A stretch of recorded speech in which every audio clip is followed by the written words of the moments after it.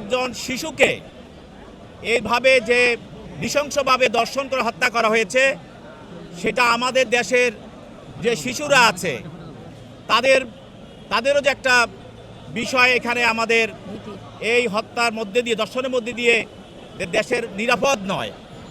অতএব এটাও একটা বিষয়, এবং এই বিচারের মধ্য দিয়ে একটা দৃষ্টান্তমূলক শাস্তির মধ্য দিয়ে দেশের মানুষের মনে যেরকম মানুষের মধ্যে একটা আশার সঞ্চার করা এবং আমাদের শিশু বাচ্চাদেরকে এই ধরনের নৃশংস ঘটনা থেকে যেন আগামী দিন রক্ষা করা যায় এবং ধরনের ঘটনা না ঘটে, এই বিচারটা একটি দৃষ্টান্তমূলক ঘটনা হিসাবে, শাস্তি হিসাবে পরিগণিত হবে। আমাদের দেশে নারী নির্যাতন দমন আইন, এইগুলো শিশু দর্শন এবং নারী দর্শন বেড়ে দেওয়ার কারণে এই আইনটাকে সংশোধন করা হয়েছে।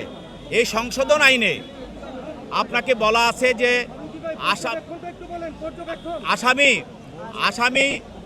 আসামিকে যদি গৃহীত করা হয়, ঘটনাস্থলে গৃহীত করা হয়, তখন ওই 15 দিনের ভিতরেই আপনি তদন্ত রিপোর্ট বা শাস্তি দিতে পারবেন। এবং যখন বিচার শুরু হবে তখন প্রতি কার্য দিবসেই আপনাকে বিচার কাজ চালিয়ে যেতে হবে। সেই হিসাবে এই হত্যা মামলায় গত 1 তারিখে আপনার যেন চার্জ গঠন করা হয়েছে।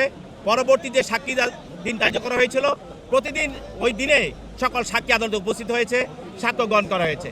অতএব সেই জন্য এই মামলাটি দ্রুত এগিয়ে যায় এবং আজকে রায় ঘোষণা করা হয়। এবং এই মামলার মাধ্যমে আমরা মনে করি যে আরও যে মামলাগুলো আছে সেগুলিও এই মামলাকে অনুসরণ করে সেগুলিও দ্রুত সঙ্গে শেষ হবে। এখানে নারী শিশু নির্যাতন দমন আইনে আছে যে 9-এর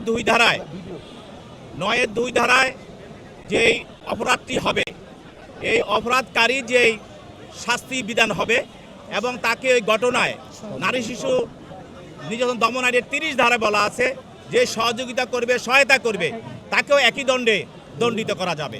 এবং এই বিচারকের অবজারভেশনে উনি বলেছেন যে এই ঘটনা সারা জাতিকে যেমন নাড়া দিয়েছে এবং সমাজের যে অবস্থা, সেই অবস্থায় সমাজের শিশুদেরকে এই ধরনের ঘটনা থেকে রক্ষা করার জন্য এবং মানুষের ভিতরে সচেতনতা সৃষ্টি করার জন্য এইটা একটি দৃষ্টান্তমূলক একটা বিচার এবং দৃষ্টান্তমূলক অপরাধের শাস্তি হিসাবে এটা আমাদের এই আইনের অঙ্গনে এটা বিরাজ করবে।